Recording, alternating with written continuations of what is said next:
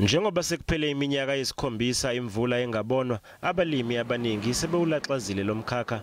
Abanye sebesebenzise imali ababeyonga ukugcina amaplaza abo esebenza. Kepha abalimi, izisebenzi kanye nemfuyo kuyaqhubeka nokubhekana nobunzima. Abalimi bathi le minikelo izokwenza umehluko omkhulu.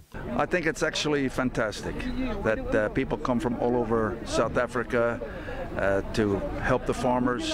It's amazing, you know, that they actually care and understand.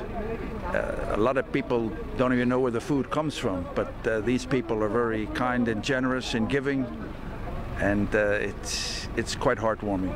I represent Zawa Landbou Vereniging, the small farmers, and those of them that here are 60 now today, and that 16 people, I can assure you, they are overjoyed because of this. And please, never ever stop to doing this thing that you're busy doing now for our people.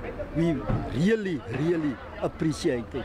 Le minikelo ilethwa abantu abasebenza ngokuyinikela abasuka eKapa, eGeorge kanye nasePitoli. They go with us on their own fuel, their own cost, and yeah, they just go out and help us and assist us to get the stuff to the farmers. And once we've dropped it off, then they mingle with the farmers just to show the farmers that it's not just food and water that we drop off for necessities.